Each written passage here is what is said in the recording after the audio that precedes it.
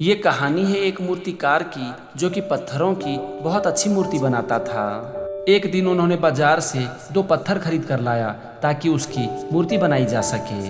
अब मूर्ति बनाने के लिए उन्होंने पहला पत्थर लिया और उस पत्थर को छेनी और हथौड़े से काटना और पीटना शुरू कर दिया। अब जैसे ही उन्होंने पत्थर को छेनी और हथौड़े से पीटना शुरू किया तो पत्थर के अंदर से एक आवाज आती है कि तू क्या कर रहा है। तो इस पर मूर्तिकार जवाब देता है कि तुम्हें पीट रहा हूँ ताकि तुमको एक अच्छी मूर्ति का आकार दे सकूं। तो फिर से पत्थर के अंदर से आवाज आती है कि नहीं, बंद करो, मुझे बहुत दर्द हो रहा है, ये दर्द मैं नहीं सह सकता, मुझे मूर्ति नहीं बनना है, मैं पत्थर बनकर ही खुश हूँ, कृपया मुझे छोड़ दो, इतना दर्द मैं नहीं सह सकता।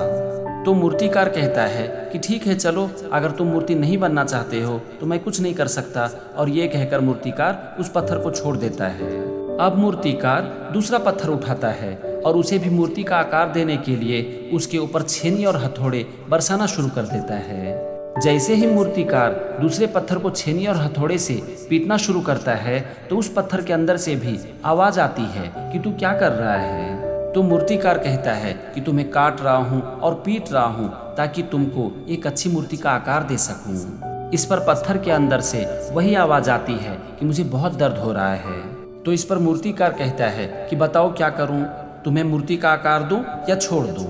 तो इस पर पत्थर के अंदर से आवाज आती है कि नहीं, तुम अपना काम जारी रखो, मैं इस दर्द को सहने के लिए तैयार हूं। अब मूर्तिकार अपने काम में लग जाता है। वो दूसरे पत्थर को छेनी और हथौड़ी की सहायता से काटना और पीटना शुरू कर देता है और कुछ दिनों की मेहनत के बाद दूसरे पत्थर से वो एक बहुत ही खूबसूरत मूर्ति बना देता है। दूसरा पत्थर जिसने कि दर्द सहा वो एक मूर्ति बन गया और पहला पत्थर जिसने कि दर्द नहीं सहा वो एक पत्थर बनकर रह गया। कुछ दिन के बाद एक ग्राहक मूर्तिकार के पास आता है और वो उस मूर्ति को खरीद लेता है। मूर्ति बेचने के बाद मूर्तिकार उस ग्राहक से कहता है कि मेरे पास एक पत्थर भी है जो कि किसी काम का नहीं है, अगर तुम चाहो तो इसे अपने पास रख लो, हो सकता है कि ये पत्थर तुम्हारे काम आ जाए। तो इस पर वो ग्राहक उस पत्थर को देखता है और मूर्तिकार से कहता है कि हाँ ठीक है, मुझे इस पत्थर की ज़रूरत है, तुम मुझे इसे दे दो। अब वो ग्राहक वहाँ से चला जाता है और उस मूर्ति को एक मंदिर में स्थापित कर देता है और उस पत्थर को उस मूर्ति के सामने रख देता है। रोज उस मंदिर में लोग आते हैं, उस मूर्ति के सामने हाथ जोड़ते हैं, प्रार्थना करते हैं और उसकी पूजा और अर्चना करते हैं और दूसरे पत्थर का उपयोग करते हैं नारियल फोड़ने के लिए।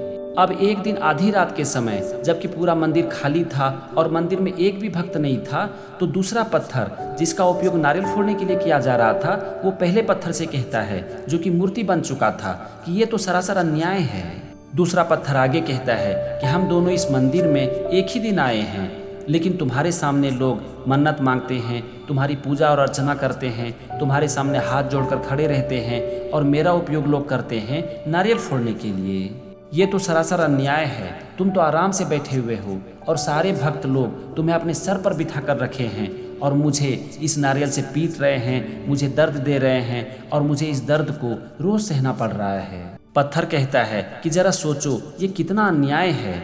जिस नारियल को लोग मेरे ऊपर फोड़ रहे हैं, मुझे दर्द दे रहे हैं, उसी नारियल को लोग तुम्हारे ऊपर चढ़ा रहे हैं। तो इस पर पहला पत्थर जो कि अब एक मूर्ति बन चुका था और उस मंदिर में विराजमान था, वो दूसरे पत्थर से कहता है कि अगर तुम उस दिन उस मूर्तिकार के छेनी और हथौड़े के दर्द को सह लेते तो आज तुम्हें ये दर्द नहीं सहना पड़ता।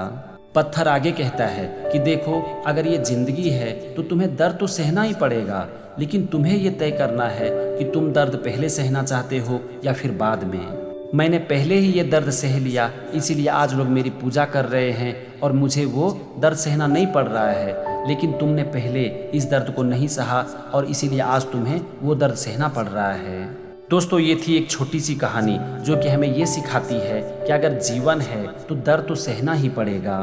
अब आपको ये तय करना है कि आप पहले दर्द सहकर एक मूर्ति बनना चाहते हो या फिर बाद में नारियल की मार झेलकर इस दर्द को सहना चाहते हो, लेकिन दर्द तो हर हाल में आपको सहना ही पड़ेगा और ये कहानी हमें यही सिखाती है।